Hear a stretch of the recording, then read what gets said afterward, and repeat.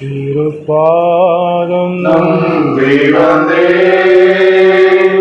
இருவை நிறைசுவே அமராமை கண்டடையே தேவா சமூகத்திலே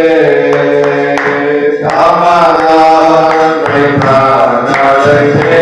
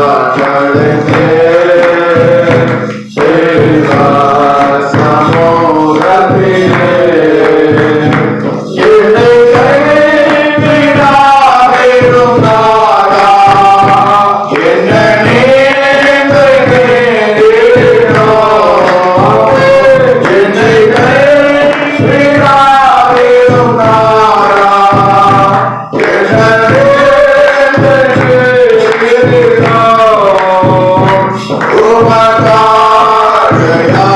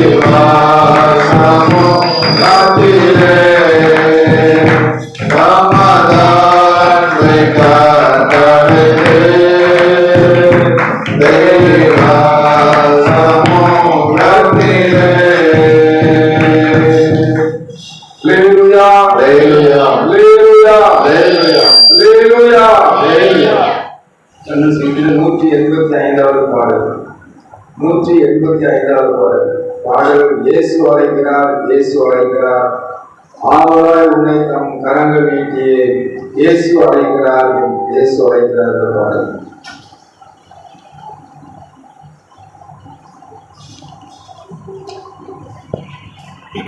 இயேசு அழைக்கிறார்,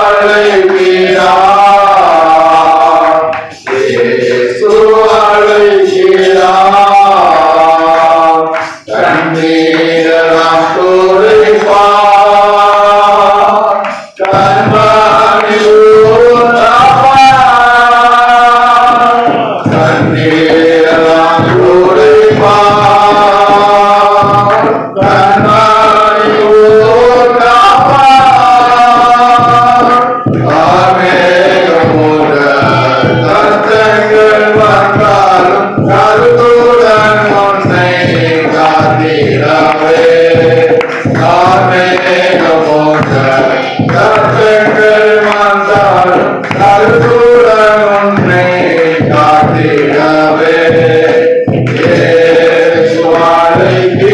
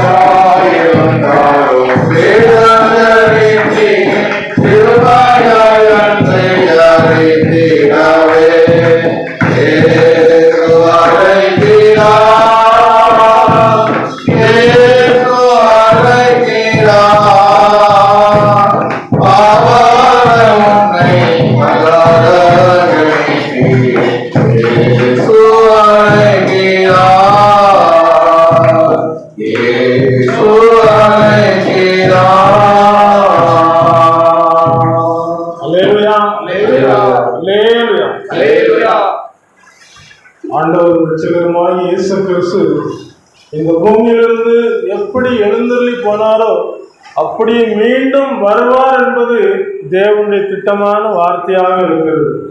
ஆனால் அதற்கு திருச்சபை என்ன செய்ய வேண்டும் என்று சொல்லியிருக்கிறார்? ஆயத்தப்பட வேண்டும், அவரை சந்திப்பதற்கு ஆயத்தப்பட வேண்டும் என்ற ஒரு நல்ல ஒரு வார்த்தை நமக்கு கொடுக்கப்பட்டது. இந்த திருச்சபை பொதுவாக இருக்கிற திருச்சபைக்கு நம்மை தகுதிப்படுத்துகிற ஒரு விசுவாச பிரமாணத்தை நமக்கு தந்திருக்கிறது. அது எதற்கு என்று சொன்னால், இந்த திருச்சபையில் நாம் பக்குவப்படுத்தப்பட்டு பொதுவாக இருக்கிற திருச்சபையோடு கூட இணைந்து கொள்வதற்கு மணவாளனாகிய இயேசு இந்த பூமிக்கு வரும்பொழுது எடுத்துக்கொள்ளப்பட போகிறோம். அதற்கு ஆயத்தப்படுத்தப்படுகிற ஒரு அருமையான பாடல் கன்வென்ஷன் கீதங்கள் 231, உன் தேவனை சந்திக்க நீ ஆயத்தமா என்ற பாடல். 231வது கன்வென்ஷன் கீதம். உன் தேவனை சந்திக்க நீ ஆயத்தமா, உன் தேவனை சந்திக்க நீ ஆயத்தமா, வரும்போது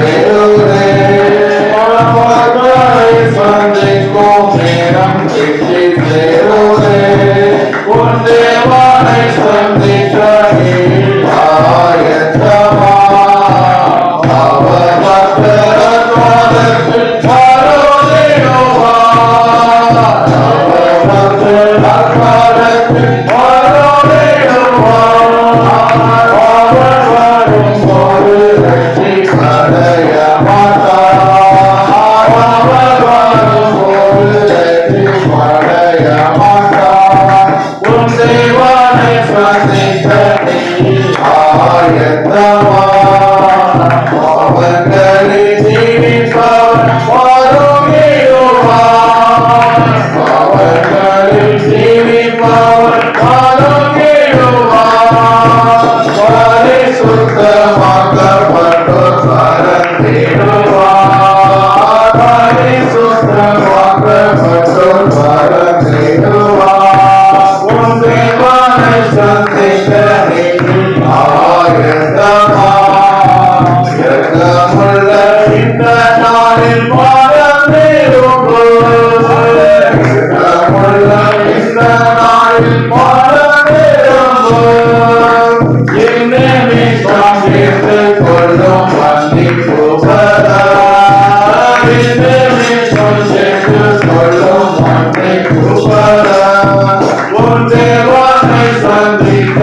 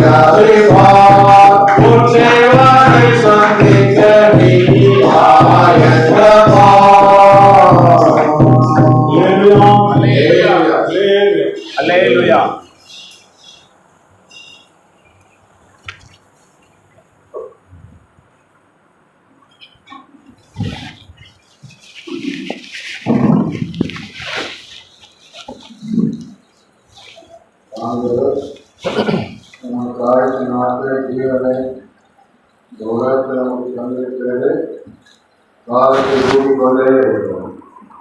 இதற்காக மனம் திரும்புவது நாம் மனம் திரும்புவதற்காக தான் அவங்க நமக்கு கவனமாக கொடுத்து கொண்டே இருக்கிறாங்க.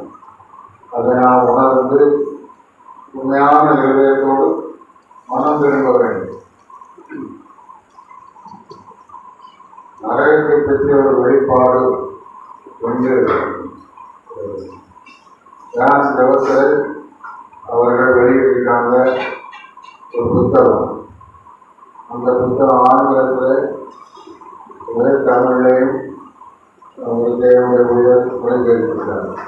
46 வருடத்துக்கு முன்னாக ஒரு அம்மாவை ஆண்டவர் 46 வருடத்துக்கு முன்னாக நரகத்தை ஒருவர் நம்ப மாட்டேங்காங்க.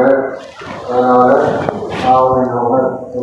நான் நரகத்துக்கு கூட்டிட்டு போவேன் என்று சொல்லி ஆண்டவர் சரியாக மணிக்கு 1 மணிக்கு அந்த அம்மாவை நரகத்துக்கு கூட்டு போயிடுவாங்க. 3 மணிக்கு திரும்ப மாம்சத்தில் வந்துடுவாங்க.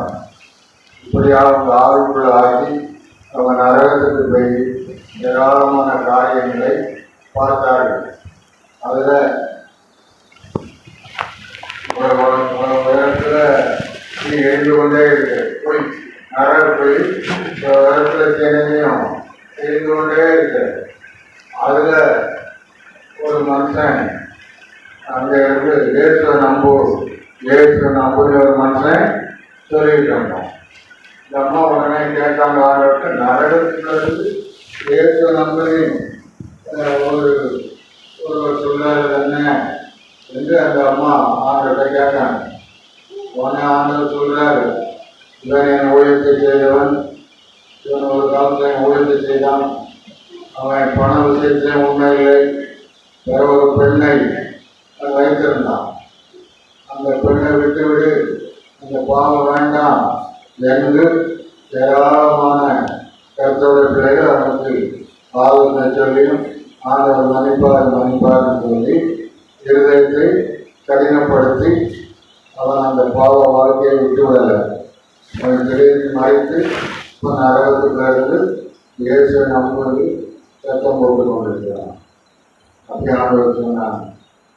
இன்னொரு அம்மா அப்படி ஆண்டவர் இன்னொரு அம்மாவை இயேசுவே என்னை காப்பாற்றணும், என்னை வெளியே தூக்கி விடுங்க. அந்த அம்மா யாரு? ஒரு கிறிஸ்தவ அம்மா. அந்த அம்மாவுக்கு கேன்சர். அந்த அம்மாவுக்கு கேன்சர்னோடனே ஆண்டவர் அந்த அம்மா பெண்கள் தாய்மாரெல்லாம் சேர்ந்து ஒரு 10 பேர் போல அம்மா வீட்டுக்கு போனாங்க. அந்த அம்மா சொல்றாங்க, எல்லாம் பார்த்தாச்சு, போங்க போங்க, கடவுளையும் பார்த்தாச்சு, எல்லாத்தையும் பார்த்தாச்சு, போங்க. துரத்தி விட்டாங்க. 2வது தடவையும் ஒரு மாதம் கழித்து திரும்பவும் இந்த வீட்டுக்கு போனாங்க. திரும்பவும் இந்த அம்மா துரத்தி விட்டாங்க. ஆண்டவர் சொல்றாரு, இந்த அம்மா நீங்க காப்பாத்துங்க. ஆண்டவர் சொல்றாரு, நான் உன்னை சுகமாக்க விரும்பினேன். நீ என்னைத்தான் துரத்தினாய், உன் பிள்ளைகளை என்னைத்தான் துரத்தி விட்டாய். இப்பொழுது உனக்கு நியாய தீர்ப்பாக முடிந்திருக்கிறேன் சொல்லி ஆண்டவர் தாண்டி போயிட்டே இருக்கிறார். நிறைய காரியங்கள் சொல்லலாம்.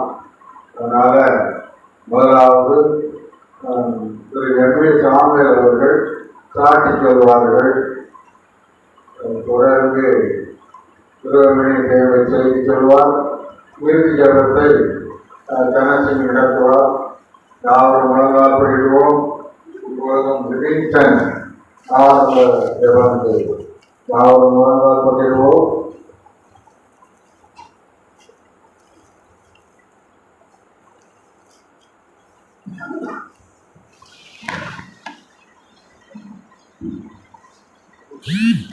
செய்வோம். இறக்கும் திருவிழா அன்பின் ஆண்டவரே, அருமையான கோயில்மானை சாயங்கால வேலையிலும் தகவலே இந்த கூடுதலுக்காக துடிக்கிறோம், சொல்கிறோம். கர்த்தரை பாராட்டின எல்லா திருவிகளுக்காகவும் இறக்குகளுக்காக நன்றி செலுத்துகிறோம். ஆண்டவரே, நேரிலும் கர்த்தாவே உடைய ஆலயத்திலே வந்து உங்களை கூடி வந்து அன்றே தேவனை தரிசிக்க முடியாத கர்த்தாவை உங்களை பார்க்க முடியாத கர்த்தாவுடைய சமூகத்திலே வேண்டுதல் துதிகளும் சோதனைகளும் ஏற்க முடியாத வந்திருக்கிற ஆண்டவரை கர்த்தர் நன்றி செலுத்துகிறோம்.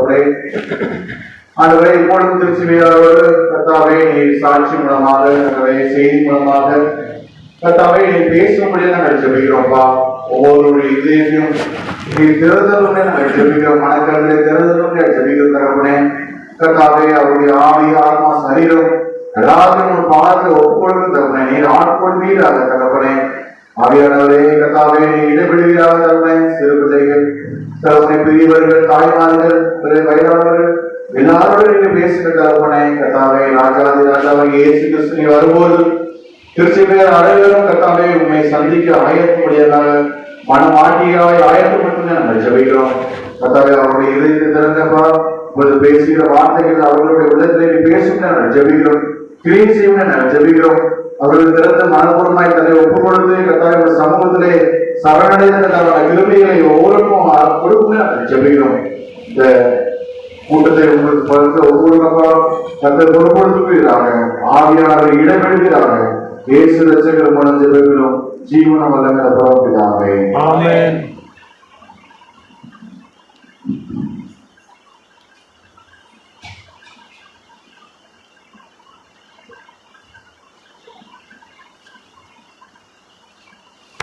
கர்த்தருடைய பரிசுத்த நாமம் மகிமைப்படுவதாக. நாளிலும் உங்கள் மத்தியிலே ஆண்டவருடைய ரட்சிப்பின் சாட்சியை சொல்லும்படியான நல்ல வாக்கியத்துக்காக நான் ஆண்டவரை துதிக்கிறேன், ஸ்தோத்திரிக்கிறேன். கிருபையாக இரக்கமாக இந்த நாளுமாக ஆண்டவராக இயேசு கிறிஸ்து உங்களையும் என்னையும் செல்வத்தோடு பலத்தோடு பாதுகாத்து பராமரித்து போஷித்து ஒரு நாள் முக்கியமான வருஷத்தின் பாதையில் அன்புக்காக நான் ஆண்டவரை துதிக்கிறேன், ஸ்தோத்திரிக்கிறேன். ஆண்டு சமூகத்திலே நாம் ஜெபத்தோடு அமர்ந்து சாட்சியை செய்தியை கேட்டு ஆண்டவருக்கு நம்முடைய இருதயத்தை அர்ப்பணிப்பதற்காக ஆண்டவரோடு பேசுவாராக. நம் இயேசுவின் வருகை இன்று வெகு சமீபமாய் தெரிகின்றது.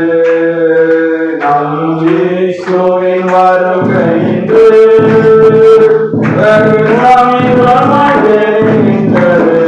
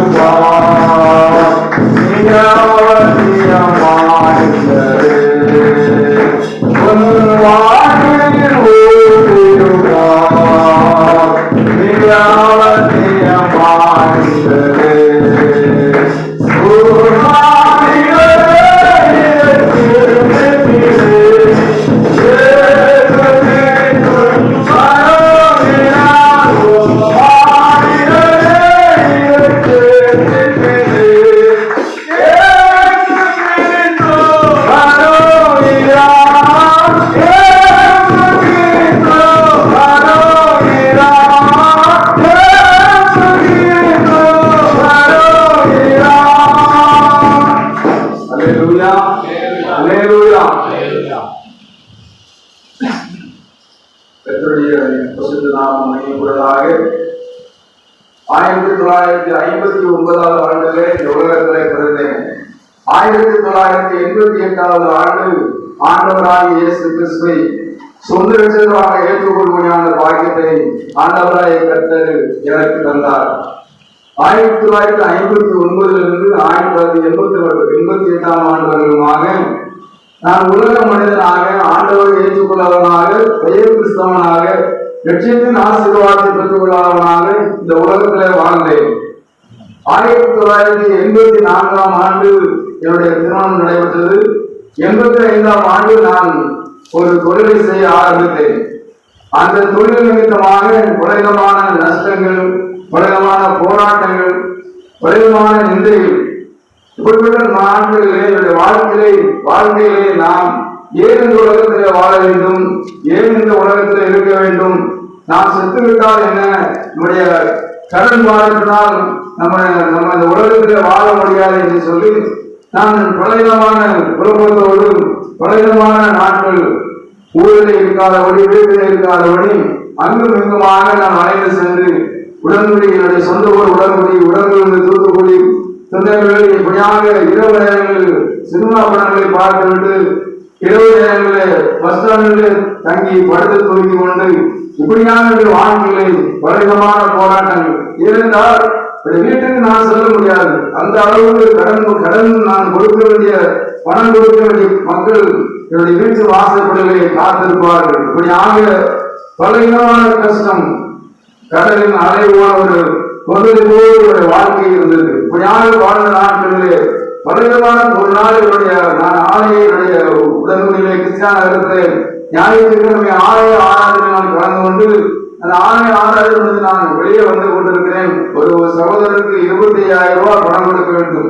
அந்த அருமையான சகோதரர் உடன்குடியிலே அந்த போலீஸ் ஸ்டேஷனிலே போலீஸ்காரரோடு அந்த அருமையான சகோதரரும் அந்த போலீஸ்காரை கண்டு வருமாக என்னுடைய ஆலயத்துக்கு முன்பாக உள்ள வீட்டின் திணையில உட்கார்ந்து கொண்டிருந்தார்கள். நான் ஆலய ஆராதனை முடித்து அந்த அருமையான ஆலயத்தை விட்டு நான் வெளியே வந்து கொண்டிருந்தேன். என்னுடைய ஊர் ஜனங்கள் எல்லாருமே வெளியே வந்து கொண்டிருக்கிறார்கள்.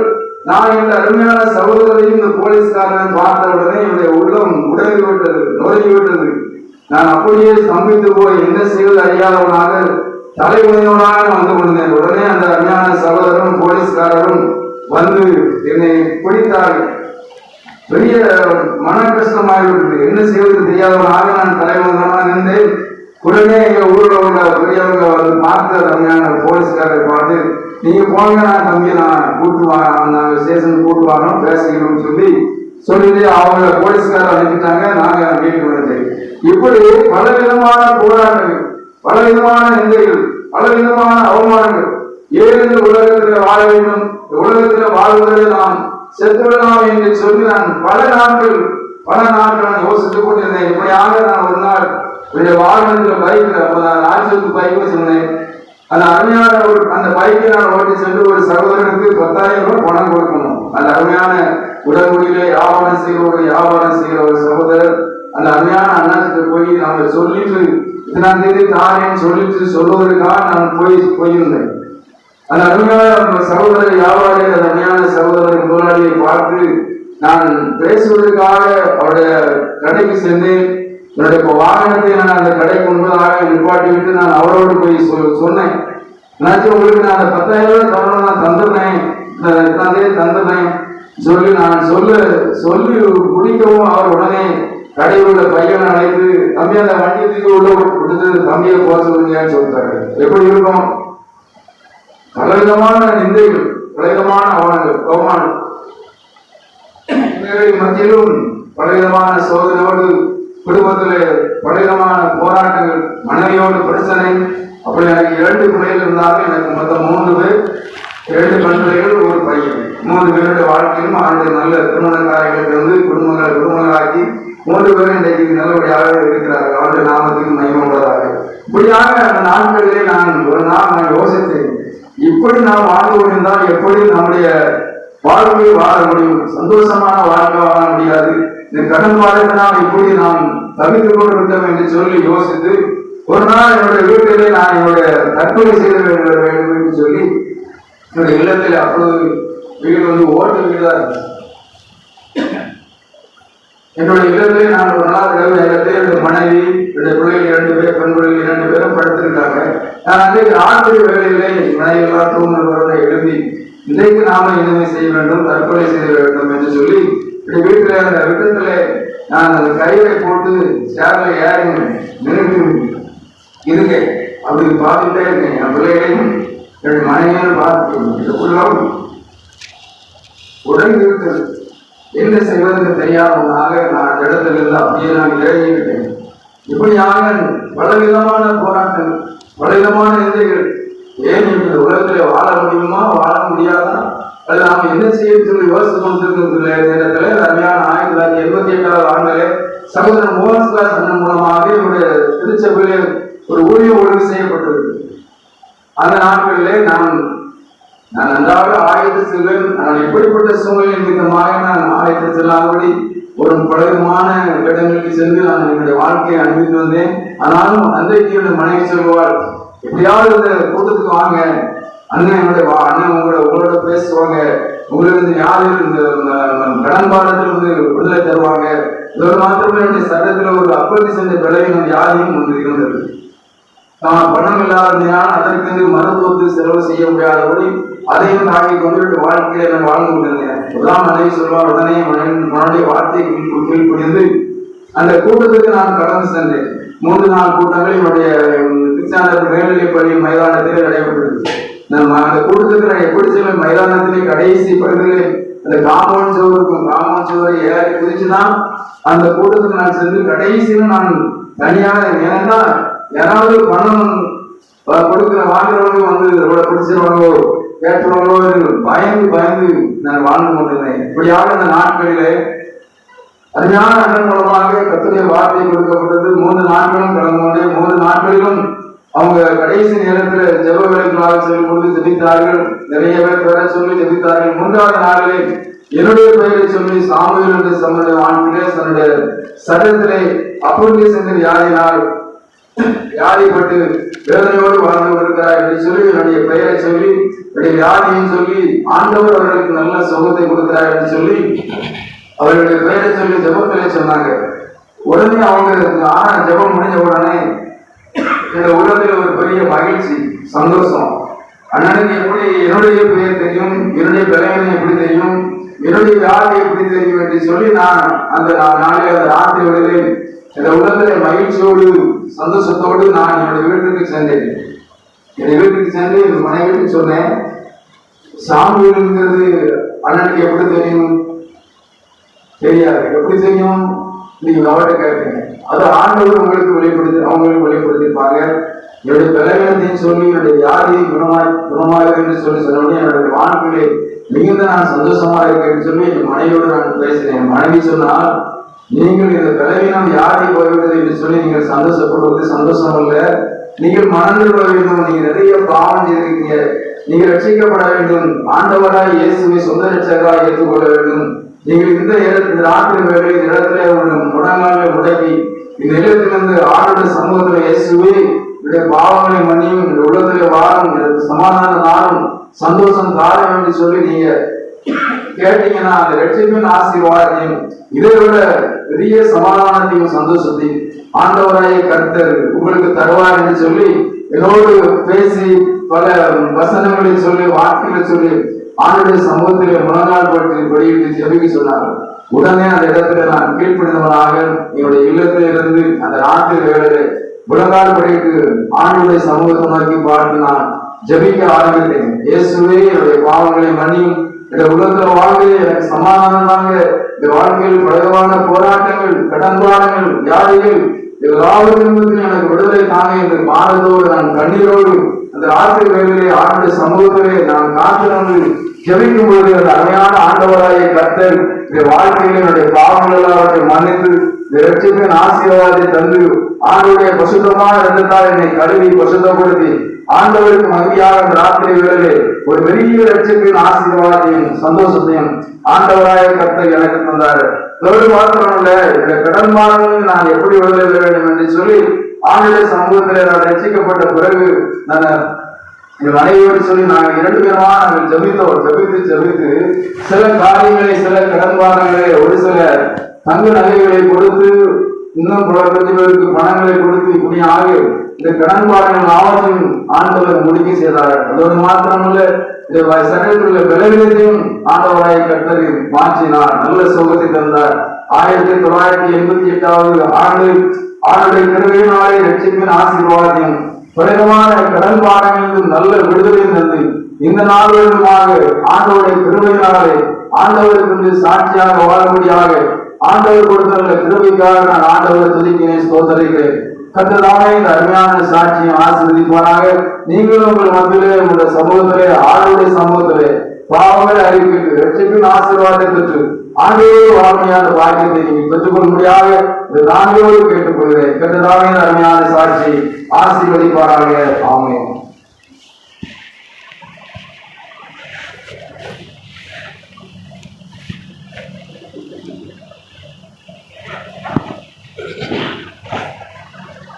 அன்பர் அன்பை யார் கூறலாம்,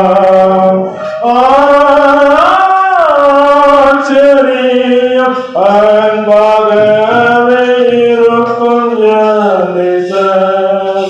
அன்பின் உயரம் நீளமகலம் ஆழம் அளக்க யார் கூடும், அன்பரின் மேலன்மை அழகர் கூறையார் கூடும். அன்பர் அன்பை யார் கூறலாம்,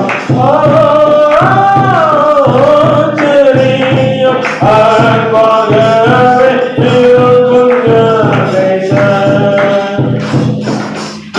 ஒரு நாள் ஒரு மோட்ச பிரயாணி அந்த பிரயாணத்தில் போய்கொண்டு இருந்தார். அந்த பிரயாணத்திலே அவருக்கு எதிராக நிறைய பேர் வந்தார்கள். வந்து எங்கே போகிறாய்? மோட்சத்துக்கு பிரயாணப்படுகிறாய். அப்படியா, நீ மோட்சத்துக்கு பிரயாணப்படுகிறாயா என்று சொல்லி அவரிடத்தில் விசாரித்து சிலர் நினைச்சுவாருன்னு சொன்னால் இது சரியான வழி அல்ல, கொஞ்சம் இந்த போய் இப்படி திரும்பி போ, அதுதான் மோட்ச பிரயாணி போக வேண்டிய வழி என்று சொல்லி வழியை திருப்பி விடுவார்கள். அவருக்கு கொஞ்சம் தூரம் போனவுடனே இது சரியான வழி மாதிரி இல்லையே என்று சொல்லி அவருக்குள்ளே சந்தேகம் வந்து போற அதுல வர்றவர்கிட்ட விசாரித்து கேட்பான், இது மோட்ச பிரயாணத்துக்கு போகிற வழிதானா? இது இல்லப்பா, அங்க போ என்று சொல்லி சொல்லும்போது அப்படி போய்கொண்டே இருப்பான். போய்கொண்டிருக்கும் போது இன்னொரு மருந்துகிட்ட கேட்கும்போது ஒரு நேர பாரு, அங்க ஒரு சிலுவை இருந்து பார்த்தியா, இதுதான்ப்பா மோட்சத்துக்கு போகிற வழி என்று சொல்லணும்னு இந்த மனுஷன் போகலாம்.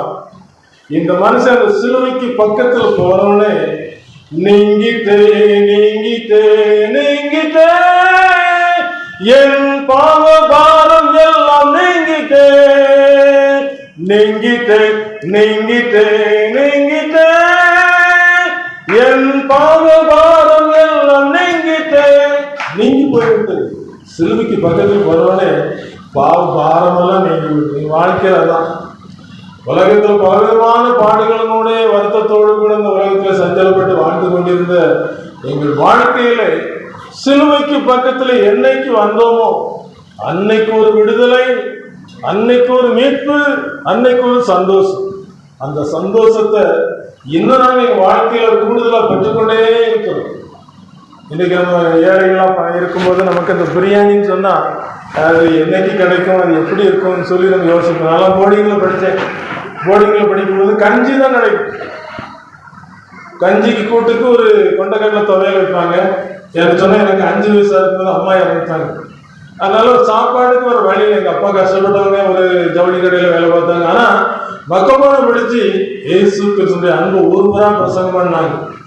அது ஏன்னு சொன்னா இந்த உலகத்துல சுவிசேஷத்தை நாம் கேள்விப்பட்டிருக்கிறோம், சுவிசேஷத்தை பிரசங்கியாதுன்னால் எனக்கு ஐயோன்னு சொல்லியிருக்கேன். ஏன்னு சொன்னா இந்த உலகத்துல இயேசு கிறிஸ்து கிட்ட பெற்றுக்கொண்ட நன்மைகளை அந்த காலத்துல பெற்றுக்கொண்டவங்க ஓடி ஓடி சொல்லியிருக்கிறாங்க. இந்த காலத்துல நாங்களும் இயேசு கிறிஸ்து கிட்ட நன்மையை பெற்றுக்கொண்டதுனால சிலுவைக்கு பக்கத்துல போன போது பாவ பாரெல்லாம் நீங்கி போச்சு. ஒரு பெரிய ஒரு சந்தோஷம்.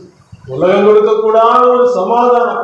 அது மட்டுமல்ல, இயேசு கிறிஸ்து இந்த உலகத்துல வந்ததனுடைய நோக்கம் என்ன, அவர் இந்த உலகத்துல எதையெல்லாம் செய்து போயிருக்கிறார், இனி அவர் வரக்கூடிய திட்டம் என்ன, அவர் வரும்போது எப்படி இருக்க வேண்டும் என்று சொல்லி அதை ஆராய்ந்து பார்க்கக்கூடிய ஒரு கிருபைகளை தந்து இன்றைக்கு இந்த திருச்சபையில நாம் இந்த திருச்சபைக்கு வந்த உடனே செய்கிற ஒவ்வொரு ஜபங்கள், ஒவ்வொரு பாடல்கள், இதெல்லாம் எதை குறிக்கிறது என்று சொன்னால், நம்மை அவருக்குள், கிறிஸ்துவுக்குள் நம்மை உருவாக்கி கொண்டிருக்குது.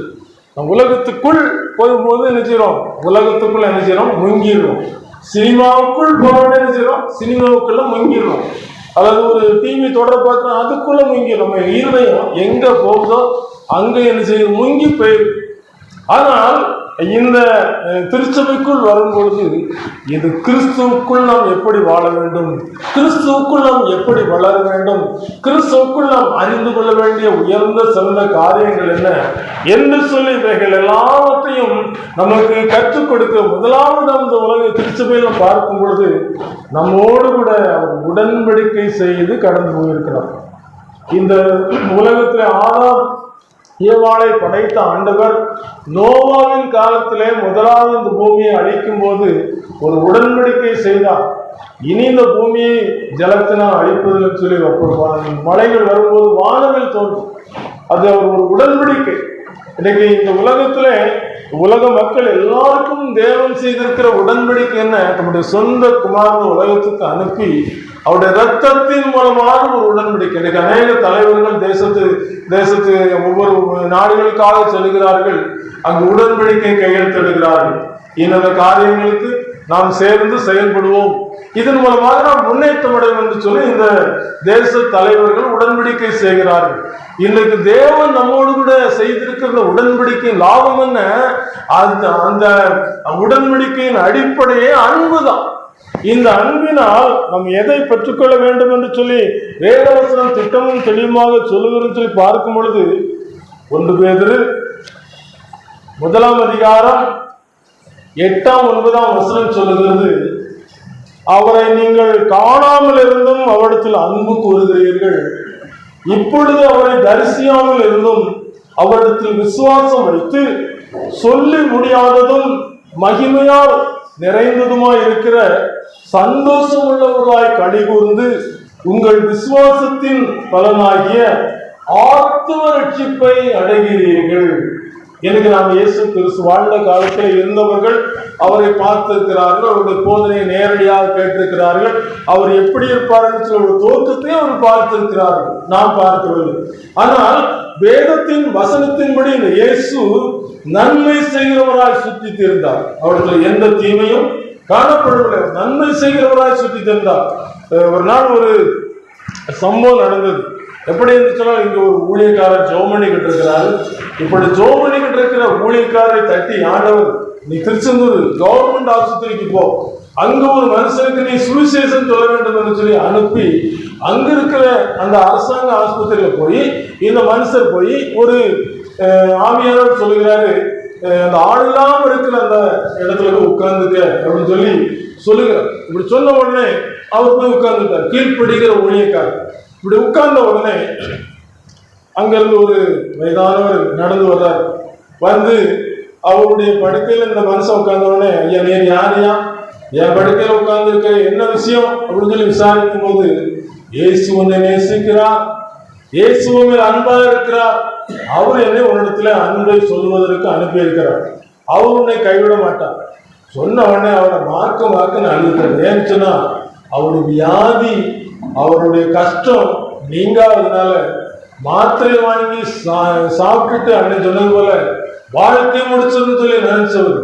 அந்த ஆண்டவருடைய அன்பு இங்க இருந்து ஒரு ஊழியக்காரர் அனுப்பி அந்த அன்புனால அவரை காப்பாற்றி ரட்சிக்க சித்தம் கொண்டிருக்கிற ஆத்தும ரட்சிப்பின் பலனை இந்த திருச்சபையில் அடைந்திருக்கிறோமா? இத்தனை வருடமாக நாம் வாழ்ந்து கொண்டிருக்கிறோம்.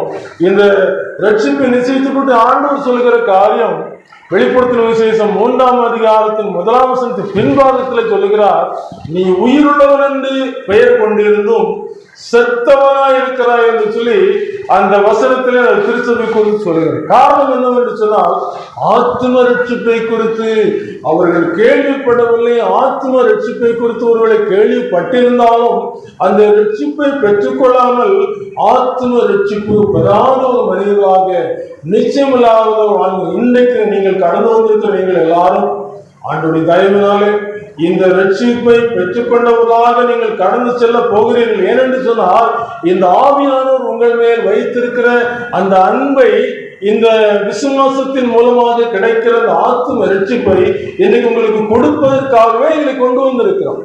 ஏனென்று சொன்னால், இந்த விசுவாசத்தின் மூலமாக நாம் என்ன புரிந்து கொள்கிறோம் என்று சொன்னால், கண்ணாடியிலே நம்முடைய சுய உருவத்தை பார்ப்பது போல இன்றைக்கு இந்த திருச்சபையிலும் கடந்து வரும் பொழுது நம்முடைய உள்ளத்துல என்னென்ன குறைபாடுகள் இருக்கிறது, என்னென்ன காரியங்களில் தேவனுக்கு விரோதமான பாவம் செய்து தேவ மகிமை அற்றவர்களானோம் என்பதை குறித்து அவர் நமக்கு தெளிவாக எடுத்து சொல்லி, நீங்கள் என்ன செய்தால் இந்த நிலைமையிலிருந்து மீண்டு திரும்பவும் ஆதி நிலைமைக்கு திரும்ப முடியும் என்பதை குறித்து ஆண்டவர் திட்டமாக இந்த நாளில் உங்களுக்கு உணர்த்த போகிறார்.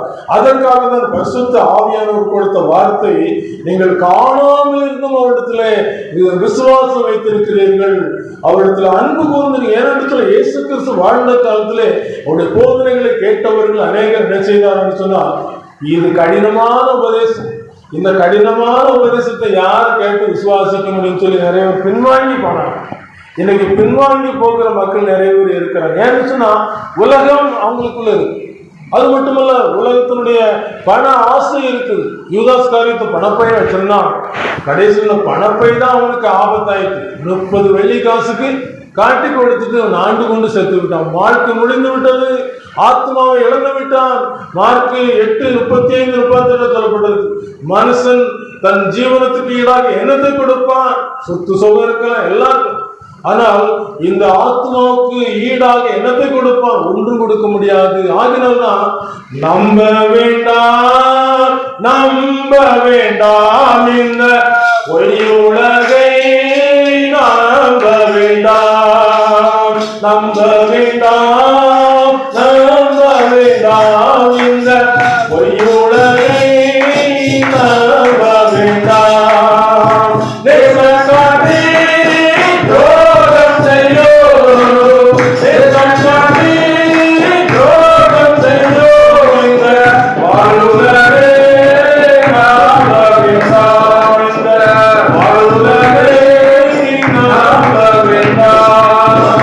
திருடனை போல் சாவரோ, திருடுவாய் நீயும் மாட்டோ. பொன்னின்மலை தவளை போல, பொன்னின்மலை தவளை போல, பரிதவிப்பாய், பரிதவிப்பாய், பரிதவிப்பாய், பரிதவிப்பாய். இருக்கிறவர்களே, ஏனென்று சொன்னால், பாவம் செய்கிறவன் பாவத்துக்கு அடிமையாக இருக்கிறான். பாவம் செய்வதிலிருந்து விடுதலை கொடுக்கிறவர் இயேசு. மனுஷகுமாரனுக்கு மாத்திரம் தான் அதிகாரம், வேறு யாருக்கும் அதிகாரம் கிடையாது. ஏன்னு சொன்னா, அவர் தான் நம்மோடு கூட உடன்படிக்கை பண்ணி இருக்கிறார். ஆனா இன்னொரு உடன்படிக்கை மக்கள் பண்ணிவிடுகிற, எப்படி பண்ணிவிடுகிறார்கள்? நீதிமொழிகள் 7ஆம் அதிகாரத்தை வாஸ்து பார்த்தீங்கன்னா தெரியும். அவன் கட்டப்பட்டவனாக, விலங்கு போடப்பட்டவனாக போகிறான், அம்பு அவன் ஈரலை பிளந்ததுன்னு சொல்லப்பட்டிருக்கிறது. இன்றைக்கு மனிதனுடைய வாழ்க்கையிலே அவர்களை மறைமுகமாக அல்லது தேவனுக்கு பிரியமற்ற காரியங்களுக்கு நேராக நடத்தி செல்லுகிற அந்த காரியம் அவருடைய வாழ்க்கையில வேறொரு உடன்படிக்கை செய்து, வா நம்மோடு கூட என்னோடு கூட பங்காளியா இரு, நம்ம எல்லாருக்கும் ஒரே பை இருக்கும், அப்படியே விழுங்குறது மாதிரி விழுங்கிடலாம், எல்லாரையும் கொள்ளை போடலாம், பங்கிட்டு கொள்ளலாம் என்று சொல்லி நயவஞ்சக வார்த்தையினால பேசி கடைசியில் அவனுடைய ஆத்மாவை மரண அறைகளுக்குள்ள கொண்டு போய் விடும் சொல்லப்பட்டிருக்கிறது. ஏன்? மனுஷனுடைய ஆத்மாவை கொலை செய்கிற மனுஷ கொலைபாதல். அவனுடைய செயல்கள் ஆதி முதல் அப்படிதான் இருக்கு. ஆதாமியோட பார்த்து கேட்டான், நீங்கள் சகல விருட்சத்தின் புசிக்கலாமா? ஆமா புசிக்கலாம். இந்த நடுவில் இருக்கிற நன்மை தீமை அறிகிற கனியை புசிக்க வேண்டாம், இதை புசிக்கும் நாளில் சாகவே இல்லை. நீங்க அந்த சாகவே சாவதில்லை, அதை புசித்தா உங்க கண்கள் திறக்கப்படும். அன்புக்குரியவர்களே, இந்த உலகத்துல இந்த கண்ணி எப்ப திறக்கும் தெரியுமா? அது திறக்கும்போது என்ன நடக்கும் தெரியுமா? ஒரு அருமையான பாட்டியமா தன்னுடைய வாழ்க்கையின் அனுபவத்தை இப்படியாக அந்த நாட்களிலே கடந்து போயிருக்கிறாங்க. நல்ல வயசா இருக்கும்போது இப்படிப்பட்ட சுவிசேஷம், இயேசு கிறிஸ்து உங்க பாவத்துக்காக மரித்திருக்கான்னு சொல்லி அந்த சுவிசேஷத்தை நல்ல ஒரு திறமையான ஊழியக்காரங்க போய் சொல்லி, பாட்டி இந்த உலகத்துல பாவத்துல பிறந்திருக்கிறோம், பாவத்தோடு வாழ்ந்திருக்கிறோம், யாரும் பரிசுத்தமா இல்லை. ஆனா பாவத்துக்காக இந்த உலகத்துல எத்தனையோ பிரயாசத்தங்கள் செய்து என்னெல்லாமோ செய்யறாங்க, பாவ புண்ணியெல்லாம் செய்யறாங்க, அதனால விடுதலை கிடைக்கவே கிடைக்காது. ஆனா இயேசு கிறிஸ்து இந்த உலகத்துல பரிசுத்தமுள்ளவராய் கடந்து வந்தார். இதோ உலகத்தின் பாவத்தை சுமந்து இருக்கிற தேவாட்டுக்குட்டின்னு சொன்னது போல அவருடைய ரத்தம் உலகதாமலே சிந்தப்பட்டது பாட்டி. அந்த பாவ சரீரத்துல அவர் வதவதன் உதைக்கப்பட்டு உலகதாமலைக்கு சென்றாரு. அவர் பலியிடப்பட்டார் பாட்டி. அவருடைய ரத்தம் தான் எனக்கு கழிவு சுத்திகரிக்கப்படுது, ஒரு மனம் திரும்புதலை தருது, ஒரு பாவ மன்னிப்பை தருது, ஒரு விடுதலை தருது. நீங்களும் இந்த இயேசுகிட்ட போய் பரிசுத்தமுள்ள இயேசுவே, எனக்காக நீங்க பலியிடப்பட்டிருக்கிறீங்க, உங்க கிருபையினால என் பாவத்தை மன்னிங்கன்னு சொல்லி கேளுங்க.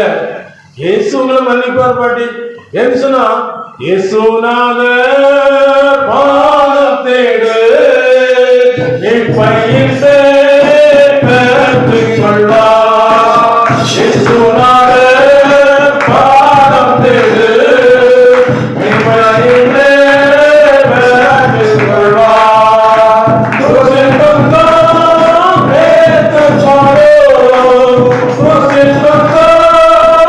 ஏற்றப் பாரோ,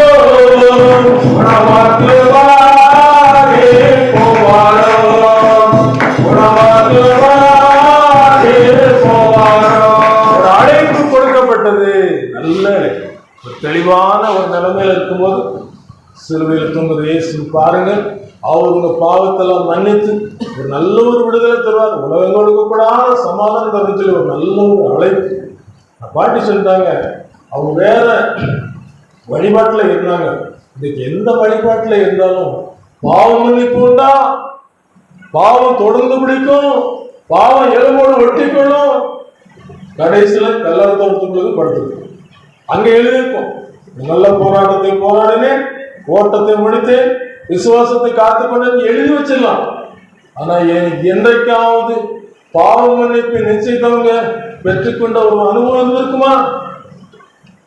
நீ உயிரிழவன் என்று சொல்லி பெயர் கொண்டிருந்தும் நீ செத்தவனா இருக்கிறது வசனம் சொல்லுவது. ஏன்னு சொன்ன உங்க ஆத்ம ரட்சிப்பின் பலனை அடைந்து கொள்வதுதான் திருச்சபையுடைய உயர்ந்த நோக்கம். இந்த பிரசங்கத்தினுடைய நோக்கமே ஆத்மாவின் ரட்சிப்பை பெற்றுக்கொள்ள வேண்டும். ஜீவனத்துக்கு ஈடாக என்னத்தை கொடுப்பான்? பாட்டி பாருங்க, நிலைமை பாருங்க, இப்படி சொல்லிட்டாங்க. சுவிசேஷத்தை அவங்க ஏற்றுக்கொள்ளாம காலங்கள் போனது, வருடங்கள் போனது, கடைசியில அவங்களுக்கு துணைக்கு யாருமே கிடையாது. தனியா வீட்டுக்குள்ள இருந்தாங்க. வீட்டுக்குள்ள இருந்து அவங்களுடைய அகக்கண் திறக்க ஆரம்பிச்சு, ஆவிக்குரிய கண்ணு திறக்க ஆரம்பிச்சு. ஆகினால்தான் மாம்ச கண்ணில் இருக்கும்போது பார்க்க முடியாததை ஆவிக்குரிய கண்ணு திறக்கும் போது பார்க்க வேண்டி இருக்கு.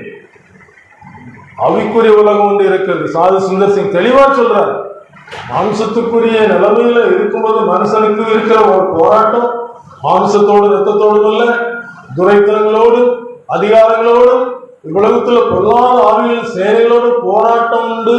ஏன்னு சொன்னா இந்த ஆத்மாவை எப்படியாவது அவன் இருக்கிற இடத்துக்கு கூட்டு போயிருக்கணும், துணைக்கு ஆள் வேணும். அதான் சில நண்பர்கள் கூட்டு போறாங்க, நீ சும்மா தான் இருப்பாருங்க, வா பைக்கில் வா. கடைசியில் பார்த்தா கூட்டிட்டு போனவன் படைச்சுக்கிறான். அங்க பின்னால போனா பார்த்தீங்களா, அவன் மாட்டேங்கிறான். மனுஷ கொலை பார்த்து இப்படிப்பட்ட பாதகமான காரியத்தை செய்துறான். அப்ப இந்த பாட்டிக்கு கடைசியில என்னெல்லாம் தெரிஞ்சது, இந்த மாம்ச கண்ணு மூடும் போது இந்த சரீரம் பலவீனமாகி அவங்க வயதாகி அந்த கண்ணு என்ன செய்யுது, திறக்குது. அவன் கண்ணுக்கு என்னதான் தெரியுதுன்னா, யாரெல்லாம் வந்திருக்கிறாங்களே, கைதெல்லாம் வந்திருக்கிறாங்களே, என்னைய கெட்டி கொண்டு போறதுக்கு வந்திருக்காங்களே, எனக்கு பயமா இருக்கு. இந்த ஊர்ல யாருமே இல்லையா என்னை காப்பாத்துறதுக்கு. இந்த பயமுறுத்துறதுக்காக சொல்லல, இந்த ஆத்தும ரட்சிப்பை இந்த திருச்சபையில் இருந்து பெற்றுக்கொள்வது மிக முக்கியமான ஒரு நோக்கம். ஆகினால் தான் வசனம் சொல்லுது, ரோமர்களின் நிருபம் 8ஆம் அதிகாரம் முதல் 2 வசனங்கள் சொல்லுது, ஆனபடியால் கிறிஸ்து இயேசுவுக்கு உட்பட்டவர்களாய் இருந்து மாம்சத்தின்படி நடவாமல் ஆவியின்படி நடக்கிறவர்களுக்கு ஆக்கினை தீர்ப்பு இல்லை.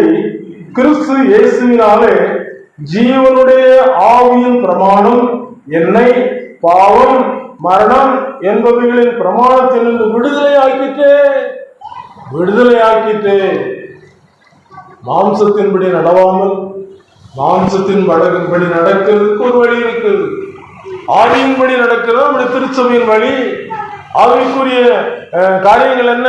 அன்பு, சந்தோஷம், சமாதானம், நிச்சயடக்கம். இதெல்லாம் நமக்குள்ள எப்படி வருகிறது? சிறு பிள்ளைகளிலிருந்தே அந்த வேதாகம பள்ளிக்கு அனுப்பப்படுகிறாங்க. அங்கே இயேசு கிறிஸ்துடைய அந்த வாழ்க்கை வரலாறு அன்பெல்லாம் சொல்லப்படுது. அதன் மூலமாக அவர்களுக்குள்ளே இந்த ஆவிக்குரிய சுபாவம் ஸ்தாபிக்கப்படுது. ஆனா உலகத்தில் இருக்கிற காரியத்தை இன்னொரு வசனம் சொல்லுது, கொலோசியர் 3ஆம் அதிகாரம் 5-6 சொல்லப்பட்டிருக்குது. ஆகையால் விபசாரம், அசுத்தம், மோகம், துர் இச்சை, விக்கிரக ஆராதனையான பொருளாசை ஆகிய இவைகளை பூமியில் உண்டு பண்ணுகிற உங்கள் அவயவங்களை அழித்து போடுங்கள். இவைகளின் பொருட்டே கீழ்ப்படியாமையின் பிள்ளைகள் மேல் தேவ கோபாக்கனே வரும் என்று சொல்லப்பட்டிருக்கு. அப்போ இயேசு கிறிஸ்துவின் ஆவியின் பிரமாணம் பாவம் மரணம் என்பவைகளிலிருந்து என்னை விடுதலை ஆக்கிட்டே ஒரு விடுதலையின் வாழ்வு, இந்த உலகத்தில் விடுதலை தருகிற ஒரு வாழ்வு. அந்த பாட்டி காலாகாலத்தில் சுவிசேஷத்தை கேட்டதாங்கன்னா ஒரு விடுதலை கிடைச்சிருக்கும். அவங்க ஒரு சூழ்நிலையில இந்த உலகத்தை விட்டு பிரியும் போது அந்த கொடூர காட்சிகளை கண்டிருக்க மாட்டாங்க. ஒரு அருமையான வாலிப தங்கச்சி வாலிப நாட்கள்ல இயேசு கிறிஸ்துவனுடைய ரத்தத்தினால கழுவப்பட்டு பாவம் மன்னிக்கப்பட்டு பரிசுத்தமாக்கப்பட்டு பரிசுத்தமா வாழ்ந்து கொண்டிருந்தாங்க. ஆவியானவருக்கு ஒப்பு கொடுத்திருந்தாங்க. கிறிஸ்துவின் ஆவியின் பிரமாணத்தினால் பாவம் மரணம் என்பவர்கள் நின்று விடுதலையாக்கப்பட்ட ஒரு வெற்றி வாழ்க்கை வாழ்ந்து கொண்டிருந்தாங்க. இந்த பாவம் எப்படிப்பட்டதுன்னா, ஒரு ஊழியத்துக்கு கடந்து போயிட்டு போது ஒரு அந்த வாய்க்காலில் 2 தம்பிமார் தூண்டில் போட்டு மீன் பிடிச்சிக்கிட்டு இருந்தாங்க. மீன் பிடிச்சிக்கிட்டு இருந்த தம்பி அந்த தூண்டில நுனியில மண்புழு வச்சு தூண்டில போட்டுக்கிட்டு இருக்கும்போது நாங்கள் கொஞ்சம் நின்று பார்க்கும்போது ஒருத்தங்க சொன்னா தூண்டில கொஞ்சம் தள்ளி போட்டுன்னு சொன்னோம். தள்ளி போட்டோன்னு ஒரு மீன் அதில் வந்து அந்த ஆகாரம் நமக்கு கடிச்சுக்கிட்டுன்னு சொல்லி அதை போய் கப்பி கடிக்குது. கடிச்சோடனே நீங்கள் மீன் கடிச்சிட்டு கொஞ்சம் நூலை விடுன்னு சொன்னோம். நூலை விட்ட உடனே அந்த மீன் நல்லா கடிச்சு தின்னுட்டு இருக்கும்போது அந்த செவிலுக்குள்ள அந்த தூண்டில் சிக்கிட்டு மரணங்கிற ஒரு காரியம். ஆகினால்தான் சுவிசேஷம். மரணம் என்பது மறைமுகமாக வைக்கப்பட்டிருக்கிறது. இந்த வாலிப தங்கச்சி வாலிப நாட்களில் இந்த மரணத்திலிருந்து தப்புவதற்கு என்ன வழி? இயேசுதான் வழி. இயேசுவை நோக்கி பார்த்தாங்க. பழைய ஏற்பாட்டில் பார்க்கிறோம், அந்த ஜனங்கள் மோசைக்கு விரோதமாக தேவனுக்கு விரோதமாக அவங்க எதிர்த்து நின்ற போது கொள்ளிவாய் சர்ப்பங்கள் அனுப்பப்பட்டது. அந்த கொள்ளிவாய் சர்ப்பங்கள் கடிக்கும் போது செத்து போயிட்டாங்க. உடனே மோசைகிட்ட வந்து முறையிடுறாங்க. ஆண்டவர் சொன்னாரு, ஒரு கொள்ளிவாய் சர்ப்பத்தை ஒரு கம்புல கட்டி வை, யாரெல்லாம் அதை பார்க்கிறாங்களோ பழச்சிக்கிடுவாங்க. அப்படி வச்ச உடனே வெண்கல சர்ப்பத்தை கொண்டு அங்கு வைத்து அதை வைக்கிறாங்க. 21ஆம் அதிகாரத்தில் 8ஆம் வசனத்துல இருக்கு. வச்ச உடனே அதை பார்க்குறாங்க. பார்த்தவங்க பழச்சிக்கிட்டாங்க. அன்புக்குரியவர்களே,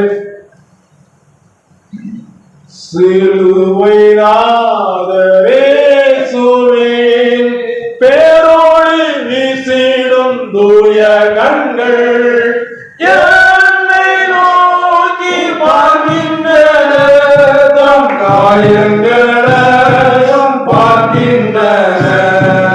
என்னை நோக்கி பார்க்கின்றன, தம்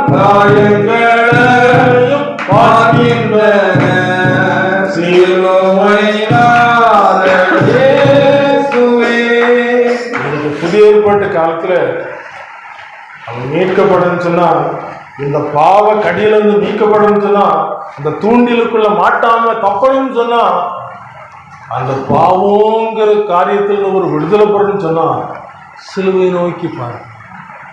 சிலுவை நோக்கி பார்க்கும்போதுதான் ஒரு கருணையுள்ள ஒரு உள்ளம், மகனே உன் பாவங்களுக்கு மன்னிக்கப்பட்டு, அருமையான சேவை சாட்சி, தரையில முட்டி முட்டி ஆண்டவருடைய பாவத்தை மன்னிக்க என்று சொல்லி முட்டி முட்டி அழகும் போது, மகனே உன் பாவங்கள் உனக்கு மன்னிக்கப்பட்டது, மகனே உன் பாவங்கள் உனக்கு மன்னிக்கப்பட்டது.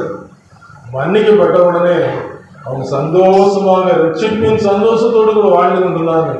வயிற்றுல ஒரு கட்டி வந்துச்சு, பலவீனப்பட்டாங்க. நிறைய மருத்துவத்தை போய் பார்த்தாங்க, பார்த்து சுகம் இல்லை. கடைசியில் வேலூருக்கு போனாங்க. அங்க சொன்னாங்க ஆப்ரேஷன் பண்ணலாம் அப்படின்னு சொன்னாங்க. எழுதி வாங்கிட்டாங்க. ஆப்ரேஷன் பண்ண பிறகு உயிருக்கு கேரண்டி இல்லை, ஊருக்கு கொண்டு போங்க, அது வரைக்கும் உயிர் உடம்புல இருக்குன்னு சொல்லிட்டாங்க. சொல்லி ஊருக்கு கொண்டு வரும்போது அருமையான தேவ பிள்ளைகள் பார்க்கும்போது அந்த சகோதரி, அன்னைய தோத்திரம், தங்கச்சி தோத்திரமா நீ இப்படி இருக்கா, மருத்துவர்கள் நாசிரியர் லூக்கா ஆஸ்பத்திரியில் வைத்திருந்தாங்க. அப்போ தங்கச்சி தோத்திரம், அண்ணன் தோத்திரம், எப்படி என்னமா எப்படி இருக்காங்கன்னு கேட்கும்போது, நல்லா இருக்கானே, நான் பிழைக்க மாட்டேன்னு சொல்லி கொண்டு வச்சிருக்காங்க. என் கால் மாட்டிலையும் என் தலைக்கு மாட்டிலையும் தேவதூதர்கள் வந்து வர ஆரம்பிச்சிட்டாங்க. நான் அவருடைய ராஜ்யத்துக்கு போக ஆயத்தமாகிட்டேன். ஆனா தூண்டில அந்த பிடிச்சுக்கிட்டு இருந்த அந்த தம்பிமார் சுண்டி இருக்காங்க, வெளியே செவில பிடிச்சிக்கிட்டு வந்து துள்ளிட்டாங்க. அநேகருடைய நிலைமை தான். மாட்டிக்கிட்டாங்கன்னா அவ்வளோ, மாட்டின பிறகு தப்ப முடியும். இன்னைக்கு அதுதான் கச்சாப் கடை கொண்டு போகிற ஆட்டுக்கு கொலை காமிச்ச மாதிரி சாத்தான் அநேகருக்கு அந்த இச்சையின் வலையை காமிச்சு கொண்டிருக்கான், பண ஆசை காமிச்சுக்கிட்டு இருக்கான். எப்படியோ அவன் பண ஆசை காமிச்சு பாதாளத்துக்கு கொண்டு போயிட்டே இருக்கிறான். இவங்க சந்தோஷமாக ஆண்டோடைய ராஜ்யத்துக்கு கடந்து சென்றாங்க. சமயமாம் ரதத்தில் மோட்சலோகம் போகிறேன், சமயமாம் ரதத்தில் மோட்சலோகம் போகிறேன், சூரியதேசம் காண்பதற்காய் போய் ஓடுவேன், சூரியதேசம் காண்பதற்காய் போய் ஓடுவேன். பெரிய லதா மங்கேஷ்கர் ஒரு பெரிய மாளிகையில் வாழ்ந்துகிட்டு இருந்தாங்க. அவங்க வாழ்க்கையில பலவீனம் வந்துச்சு. அவங்களுக்குள்ள ஒரு எண்ணம், மரித்து போய் விரும்பலையே, மரித்தாச்சுன்னா எனக்கு ஒரு 5 அடி நிலம் மட்டும்தானே சொந்தம், இந்த மாளிகை எனக்கு சொந்தம் இல்லையேன்னு சொன்னாங்க. இந்த பூமியில வாழ்ந்து கொண்டு இருக்கும்போது ஆண்டு ஒரு ஓவை சொன்னார். ஒரு ஐஸ்வர்யா நல்ல விளைஞ்சிட்டுன்னு சொல்லி தன்னுடைய தானிய கிடங்க பெருசா கட்டி அதுல நிறைய தானியங்களை சேர்த்து வச்சுட்டு சொன்னானா, ஆத்மாவே ஆத்மாவே நீ பயப்பட வேண்டியதில்லை, உனக்கு நிறைய சேர்த்து வச்சாச்சு. அப்படி சொல்லி கொண்டு இருக்கும்போது மேல இருந்து ஒரு சத்தம் வந்திருக்கு, இன்றைக்கு உன்னுடைய ஆத்மா எடுத்துக்கொள்ளப்பட்டா நீ சேர்த்து வைத்தவர்கள் யாருடைய பதில் சொல்ல முடியல. ஒரு வாலிபன் தன்னுடைய கையில ஒரு வண்ணத்தை பூச்சா வச்சுக்கிட்டு ஞானிகிட்ட போய் கேட்டான், உங்களை ஞானின்னு சொல்றீங்களா, நான் ஒரு கேள்வி கேட்கிறேன், நீ பதில் சொல்லுங்க என்று சொல்லி என் கையில ஒரு வண்ணத்தை பூச்சி இருக்கு, இந்த வண்ணத்தை பூச்சி உயிரோடு இருக்கா செத்து இருக்கா சொல்லுங்க அப்படின்னு சொன்ன உடனே ஞானி யோசிச்சிருக்கிறார். வண்ணத்து பூச்சி ஒரு அற்ப ஜந்து, அது கைக்குள்ள இருக்கு, இவன் கை கொஞ்சம் முரட்டு கையா இருக்கு, கொஞ்சம் அமுக்கனா செத்துரும், அமுக்காம அப்படி இடத்த விட்டு அது காத்து வைக்கிறமா வச்சு விட்டுட்டான்னா பறந்துடும். அப்ப யோசிச்சு சொல்லியிருக்கிறாரு, இந்த வண்ணத்து பூச்சி உயிரோடு இருக்கிறதும் செத்து இருக்கிறதும் உன் கையை பொறுத்ததுன்னு சொல்லி முடிச்சிட்டாரு.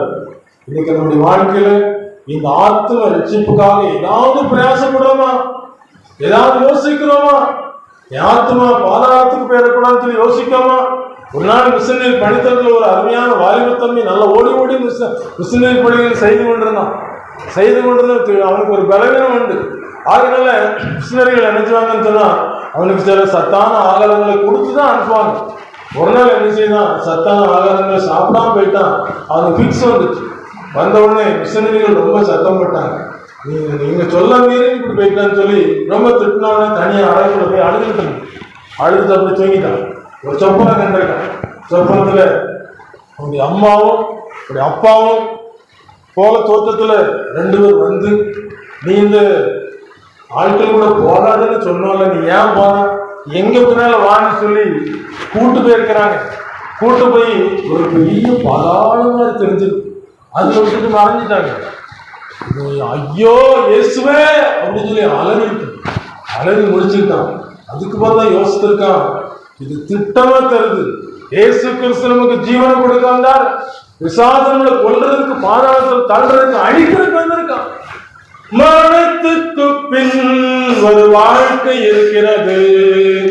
மறக்க வேண்டாம், மறக்க வேண்டாம், மறக்க வேண்டாம், மறக்க வேண்டாம், மறக்க வேண்டாம், மறக்க வேண்டாம். இயேசு சொன்னாரே, பாதாளத்திலே ஐஸ்வர்யமா வேதனை படுகின்றார், ஏழைகள் சொல்வோர் அவரது பணியில் சந்தோஷமாய் அமர்ந்திருக்கின்றார். ஒரு வாழ்க்கை இருக்கிறது. மறக்க வேண்டாம், மறக்க வேண்டாம், மறக்க வேண்டாம், மறக்க வேண்டாம், மறக்க வேண்டாம், மறக்க வேண்டாம். ஓடி ஓடிச்சுதான். நரகம் ஒண்ணு இருக்கு, மோட்சம் ஒண்ணு இருக்கு. இயேசுவே ரட்சகர். இன்னைக்கு நாங்க அதைத்தான் சொல்றோம். இயேசுவை நோக்கி பாருங்க. பழைய ஏற்பாட்டில் கொள்ளிவாய் சர்ப்பம் கடிச்சு சால்கடனவங்க நோக்கி பார்த்தவங்க படுத்திக்கிட்டாங்க. இன்னைக்கு நீங்களும் நானும் மீட்கப்படுவதற்கு, நம்முடைய ஆத்ம ரட்சிப்பின் பலனை பெற்றுக்கொள்வதற்கு லாபம் இயேசுவின் சிலுவையை நோக்கி பாருங்கள். சிலுவை உயர்த்தாத பிரசங்கமும், தேவனுடைய சித்தத்துக்கு ஒப்பு கொடுக்காத ஜெபமும், சொந்த வியாபாரம் என்று சொல்லி ஊழியர்கள் சொல்லிக் கொண்டிருக்கிறாங்க. இயேசுவை உயர்த்தி காண்பிக்கிறோம். இயேசு கிறிஸ்து எப்படிப்பட்டவர்? நமக்காக தன்னை விட்டு கொடுத்தவர், நமக்காக ஒப்பு கொடுத்தவர். கெத்செமனே தோட்டத்துக்கு சென்று அவர் திகிலடையவும் வியாகுலப்படவும், அவர் தன்னை ஒப்பு கொடுக்கவும் அந்த இடத்துல நின்றார். அவர் திகிலடைந்தார், வியாகுலப்பட்டார். ஏன்? கடல் கூட்டமான மக்கள் நரகத்துக்கு போய் கொண்டிருக்கிறார்கள். சொன்னாங்க, இயேசுவின் நம்பர்கள் பாதாளத்துக்குள்ள நடந்து சத்தம் போடுறாங்க. பிரயோஜனம் இல்லை, காலம் கடந்து விட்டது. காலம் கடந்திடும் கருத்தில் கொள்வாரே, ஞானத்தில் இயேசுவின் நாமம் எடுத்து சொல்ல சேருமே. காலத்தை கடத்தி விடக்கூடாது. நாளை என்பது நம்முடைய நாள் அல்ல. ஒரு நாள் பிறப்பது அறியாயே. இன்றைக்கே ரட்சணை நாள், இப்பொழுது அனுக்கிறதற்காகும். இன்றைக்கு இயேசு சிலுவைக்கு அருகில் நிற்கிறாரமா? ஒரு குருடன் கண்ணியாதவன் இயேசு போகிறான்னு சொன்ன சத்தத்தை உயர்த்திட்டான். இயேசுவே தாவீதின் குமாரனே எனக்கு இறங்கும் என்று அவன் சத்தம் இயேசு கேட்டுச்சு. இன்றைக்கு இயேசு உங்க பக்கத்துல இருக்கிறார். மகனே, மகளே, இதயத்தை எனக்கு தான். நீ ரட்சிக்கப்பட்டு சந்தோஷமான இடத்துக்கு வருவதற்கு நான் கூட இருப்பேன். இன்னைக்கு ஒரு வெளிநாட்டுக்கு போகணும்னு சொன்னா, இந்த இந்திய நாட்டில் ஒரு அனுமதிக்கு நம்ம அப்ளை பண்ணும்போது நம்முடைய எல்லா டீட்டெயில்ஸும் அதில் கேட்கப்பட்டிருக்கும். ரத்தம் குறிப்போடு கேட்டு அதில் பதிவு செய்யப்படும். இதே ரிப்போர்ட் அந்த நாட்டுக்கு அனுப்பப்படும். அங்கே உள்ள நாட்டில் நம்ம பதிவு இருக்கும். அங்கே போய் இறங்கினோடனே அங்குள்ள அதிகாரி கொண்டு வந்து செக் பண்ணுவாங்க. சரியா இருக்கா? சரியா இருக்கு, ரைட், போகலாம். இத்தனை நாள் உங்களுக்கு இங்கே அனுமதின்னு சொல்லிடுவாங்க. அந்த நாட்டுக்கு போகிறது. அதுக்கு பரலோகத்துக்கு போகிறதுக்கு ஒரே ஒரு அனுமதி. என்ன அனுமதி? இயேசுவின் இரத்தத்தினால் பாவம் கழுவினால் செல்லலாமே. இயேசுவின் இரத்தத்தினால் பாவம் கழுவினால் செல்லலாமே. எத்தனை பெரிய பாக்கியம் இலக்கோரி பூமியில் எவரும் வேண்டாம். அதிசயமான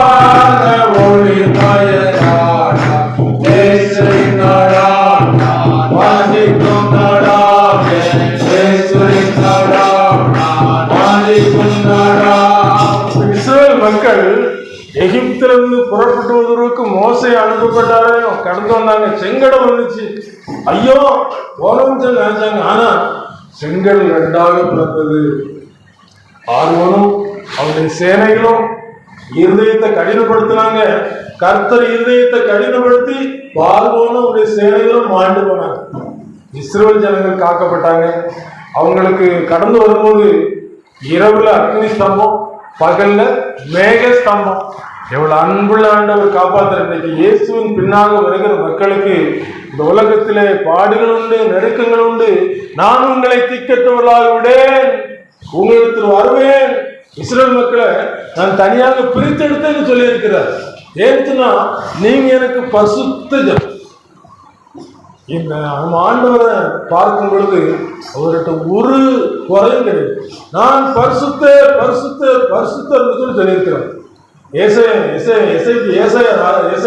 தீர்க்கதரிசி அந்த ஆலயத்துக்கு போகும்போது உயரம் உன்னதமான ஸ்தலத்துல பரிசுத்தமுள்ள தேவன் இருக்கிறது கண்டு ஐயோ நான் அந்தமானு சொல்லுகிற அளவுக்கு பரிசுத்தமா இருக்கிறேன்.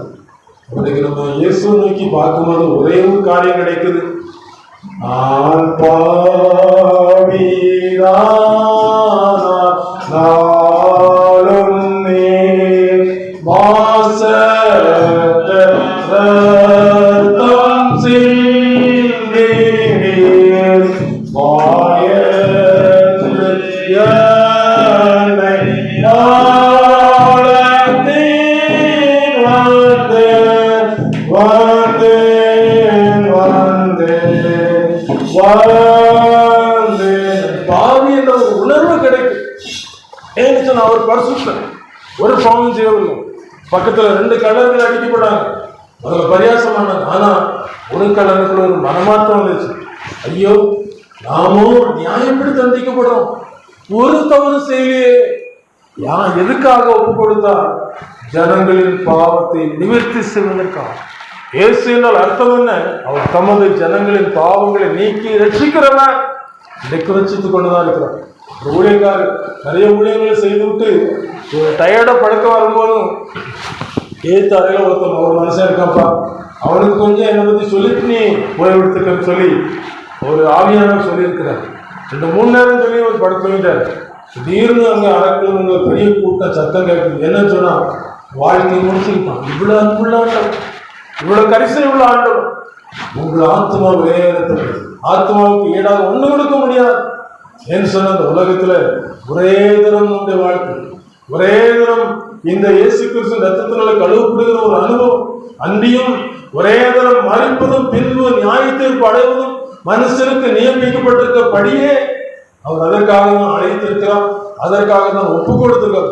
இப்பொழுது இருக்கிற இந்த பொல்லாத பிரபஞ்சத்திலிருந்து விடுதலை செய்வதற்காக அவர் ஒப்பு கொடுத்திருக்கிறார். மாசற்ற பழுதற்ற பலியாக ஒப்பு கொடுத்திருக்கிறார். ஒருவன் பாவம் செய்யும் போது நீதிபரராய் இயேசு கிறிஸ்து நமக்காக பரிந்து பேசுகிறார். இன்றைக்காக ஒப்பு கொடுப்போமா? வாழ்க்கையில் இப்படிப்பட்ட ஒரு அனுபவம் உண்டா? பாவம் மன்னிக்கப்பட்ட ஒரு அனுபவம் உண்டா?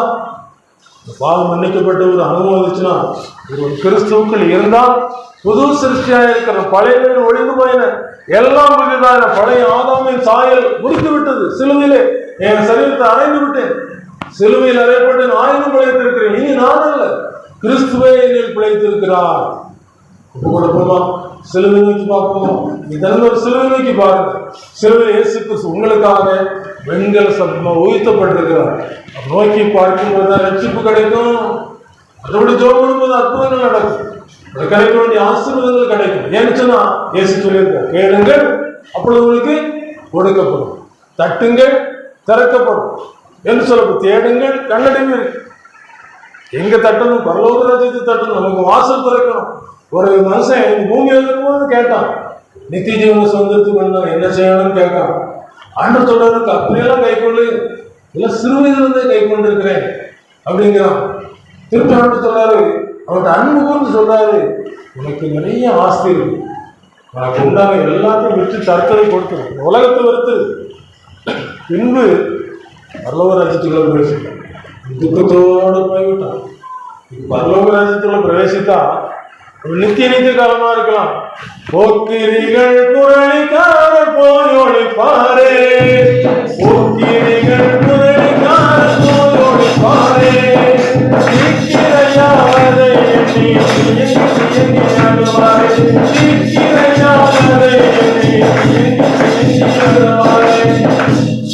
பாவத்தோடு வாழ்ந்துட்டு இருக்கிறாங்க, துன்மார்க்கமா போயிட்டு இருக்கிறாங்க. நம்ம தான் பெரிய ஆள் நினைச்சிட்டு இருப்பாங்க. ஓலியத்தை போல வீழ்த்தப்பட்ட பிறகு ஐயோ பாராட்டு வந்துட்டு பரிதாபம் சொல்ல முடியாது, கேட்க முடியாது.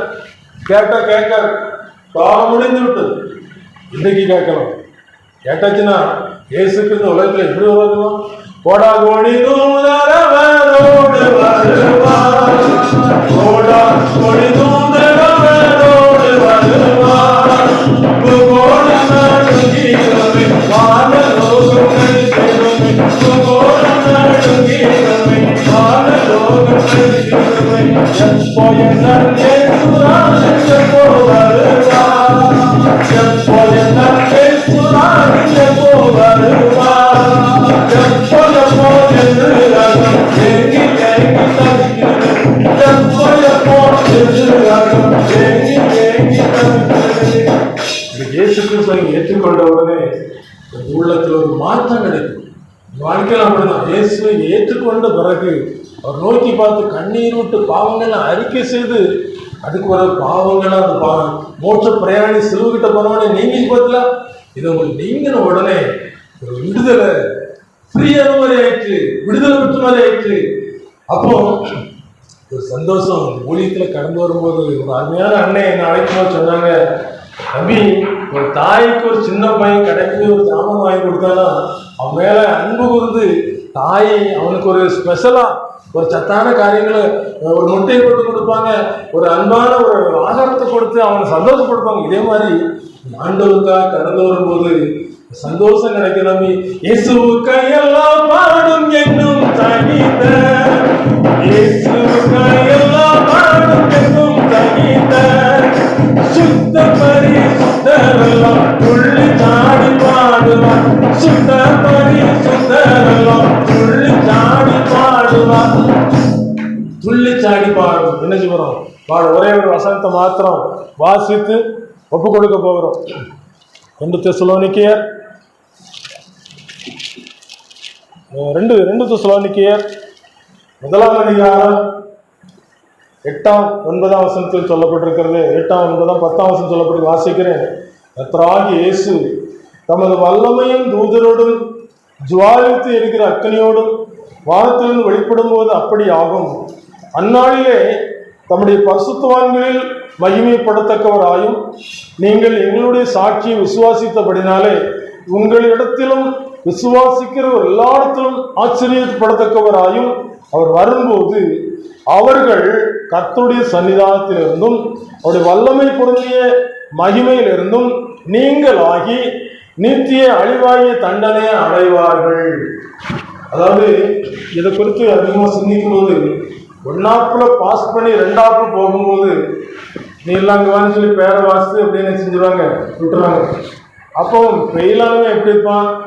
நம்மளும் போயிடலாமான்னு சொல்லி யோசிக்கும் போது நீங்க பாப்பா நீங்க போ நீங்களாக்கி விட்டுற மாதிரி இந்த நாளில் வலது பக்கத்திலையும் இடது பக்கத்திலையும் ஒரு கூட்ட மக்கள் இருக்கும்போது இவங்க எல்லாரும் நினைச்சாங்க வல்லமை பொருந்திய ஆண்டவராக வந்திருக்கும் போது நீங்களாகி நித்திய தண்டனைக்கு போகக்கூடிய ஒரு சூழ்நிலை வரும்.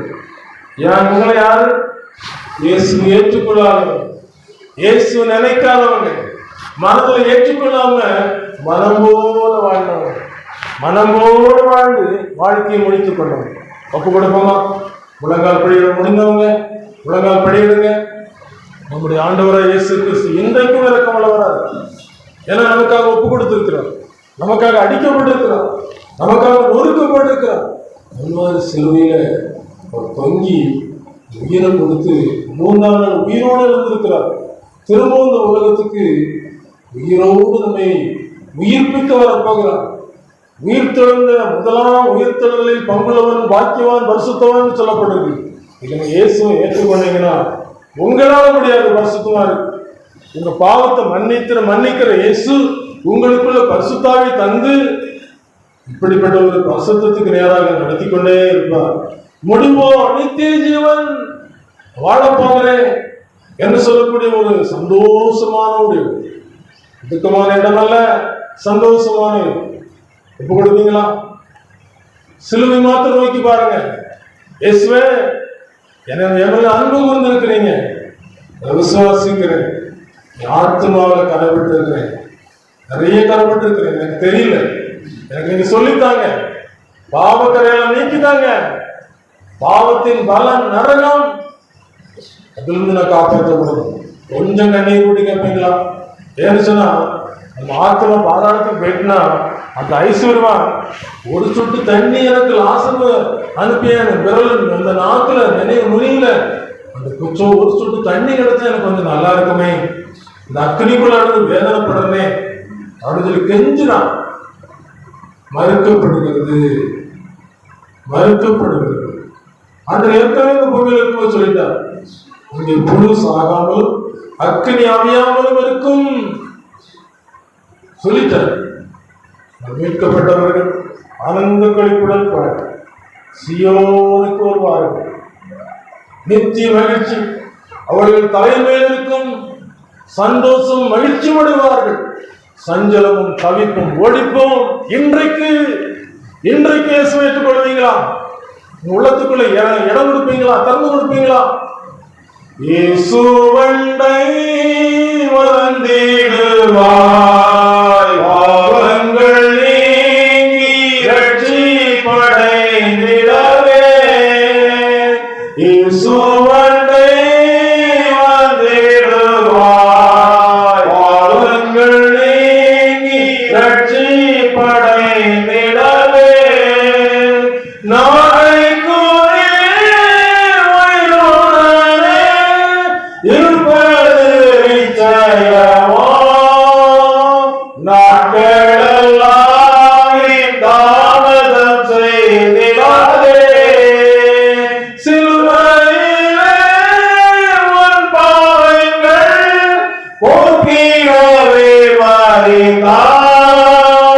சிந்தனை செய்தோ இந்த விலை வாராயோ, நேற்றோ என்றும் வாரா இயேசுவை அடைவியார். நம்பிக்கையோடு தஞ்சாமல் வாராயோ, இயேசுவண்டை வந்திடுவார், பாவங்கள் நீங்கி ரட்சிப்படைந்திடவே. அன்புள்ள இயேசு சுவாமி, இந்த நேரத்துக்காக நாங்கள் நன்றியோடு சோஸ்தரிக்கிறோம்ப்பா. ஆண்டவரே, நீர் இவ்வளவு நேரம் நீங்க கூட பேசிக்கொண்டே இருந்தீங்க ஆண்டவரே, அதற்காக நாங்கள் நன்றி செலுத்துகிறோம் ஆண்டவரே. ஆண்டவரே, இந்த நாளை ஆண்டவரே, இந்த திருச்சபையில் உள்ள ஒவ்வொருவருக்கும் ஆண்டவரே, திருச்சபையின் பிள்ளைகள் ஒவ்வொருவருக்கும் ஆண்டவரே, ஆண்டவரே அவருக்கு பிரயோஜனமான ஒரு நாளாக நீர் மாற்றி கொடுத்தபடினாலே வந்து நாங்கள் நன்றி செலுத்துகிறோம் ஆண்டவரே. மத்தியானத்தில் இருந்து ஆண்டவரே, நீர் ஆண்டவரே இந்த பிள்ளைகளோடு பேசிக்கொண்டே இருக்கீங்க ஆண்டவரே. ஆண்டவரே, மத்தியானத்தில் ஷேர் கொடுத்த அந்த வார்த்தை மூலமாக ஆண்டவரே பேசுறீங்க அப்பா. ஆண்டவரே, இந்த நேரத்தில் கூட சாட்சியின் மூலமாக நீர் ஆண்டவரே உடைய வல்லமையின் சாட்சியினாலே ஆண்டவரே அவர்கள் எப்படி மனம் திரும்பினார்கள் என்பதை குறித்து சொல்லத்தக்கதான வார்த்தையும் ஆண்டவரே அவர்கள் காதால கேட்டாங்க ஆண்டவரே. அது மாத்திரமல்ல ஆண்டவர், இந்த செய்தி மூலமாக மிகவும் தெளிவாக அப்பா ஆண்டவரே உம்மை ஏற்றுக்கொள்வதின் அவசியத்தை குறித்து அப்பா ஆண்டவரே எங்களுடைய வாழ்க்கையிலே ஆண்டவரே மரணத்திற்கு பின்பு இரண்டு வாழ்க்கை இருக்கின்றது. ஒன்று ஆண்டவரே உங்களுடைய ராஜ்யத்துக்கு வருகின்ற வாழ்க்கை, மற்றொன்று நரகத்திற்கு போகின்ற வாழ்க்கை. ஆண்டவர், இந்த ரெண்டு வாழ்க்கையிலும் ஆண்டவரே ஆண்டவர் இப்படிப்பட்ட காரியங்களை செய்தால் ஆண்டவராகிய இயேசுவை உம்மை ஏற்றுக்கொண்டால் நாங்கள் அந்த பரலோக ராஜ்யத்துக்கு வரலாம் என்பதை குறித்து மிகவும் ஆண்டவரே தெளிவாக நீர் பேசினீங்க ஆண்டவரே. ஆண்டவரே, அதற்கான சாட்சிகளையும் ஆண்டவரே சொல்லத்தக்கதான கிருபையை கொடுத்தீங்க அப்பா. ஆண்டவர், இந்த நேரத்துல கீழ்ப்படிக்கத்தக்கதான இந்த நேரத்தை ஆண்டவரே இந்த பிள்ளைகளுக்கு நீர் கொடுத்திருக்கீங்க ஆண்டவரே. ஆண்டவரே, நாங்கள் எல்லாரும் ஆண்டவருடைய ராஜ்யத்துக்கு வரணும் ஆண்டவரே. ஆண்டவரே, அதற்காக தான் இப்படிப்பட்ட ஒரு காரியத்தை நீர் எங்களுக்காக ஏற்படுத்தி கொடுத்திருக்கீங்க அப்பா. அந்த நேரத்துல ஒப்பு கொடுக்கிற ஒவ்வொரு பிள்ளைகளையும் ஆண்டவரை நீர் ஏற்றுக்கொண்டு இங்க இருந்து ஆண்டவரே அவர்களை நீர் பலது கரம் பிடித்து நீர் நடத்த வேண்டும் என்று நாங்கள் ஜெபிக்கிறோம் ஆண்டவரே. நீரே அவருடைய கரங்களை பிடித்து நடத்தும் ஆண்டவரே. இயேசுப்பா, இன்றிலிருந்து வாழ்க்கை முழுவதுமாக நீர் பொறுப்படுத்திக் கொள்ள வேண்டும் என்று நாங்கள் ஜெபிக்கிறோம் ஆண்டவரே. எந்த விதமான பாவ காரியங்களிலும் ஆண்டவரே விசுவாசம் எடுத்துவிடாதபடி அப்பா நீர் ஆண்டவரே பிள்ளைகளை ஆண்டவரை பாதுகாத்து நீர் வழிநடத்த வேண்டும் என்று நாங்கள் ஜெபிக்கிறோம் ஆண்டவரே. பிள்ளையாக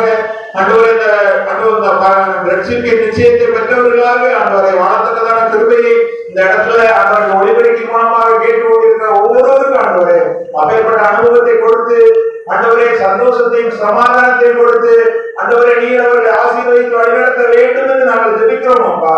தொடர்ந்து ஆண்டவரை அவர்களை நீரே பொறுப்படுத்திக் கொள்ளும். ஆண்டவரை என்னென்னலாம் தேவை இருக்கிறதோ இயேசப்பா இந்த நேரத்தில் உம்மை நோக்கி பார்த்து ஜெபிக்கிற பிள்ளைகளுக்கு ஆண்டவரே யார் யாருக்கு என்ன தேவை இருந்தாலும் ஆண்டவரே இயேசப்பா எல்லா தேவைகளையும் கொடுத்த ஆண்டவரே நீர் அவர்கள் பிள்ளைகளை ஒவ்வொருவரையும் ஆசீர்வதிக்க வேண்டும் என்று நாங்கள் ஜெபிக்கிறோம் ஆண்டவரே. ஒவ்வொருவருக்கும் ஒவ்வொரு விதமான காரியங்கள் உண்டப்பா.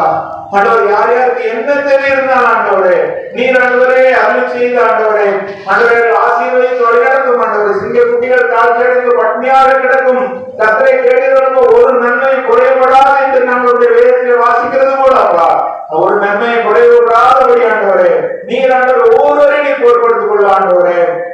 இந்த வீட்டுக்கு சென்ற பின்னும் மெல்லிய சத்தத்தினால் நீர் பேசுங்க அப்பா.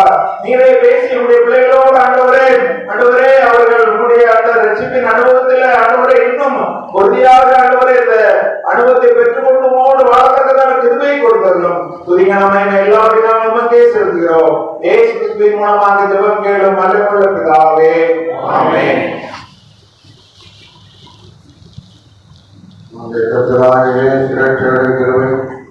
தேவனுடைய அன்பும் பரிசுத்த ஆவியானவருடைய ஐக்கியமும் நாம் அனைவரும் கூட எப்போதும் இருப்பதாக. மாலையே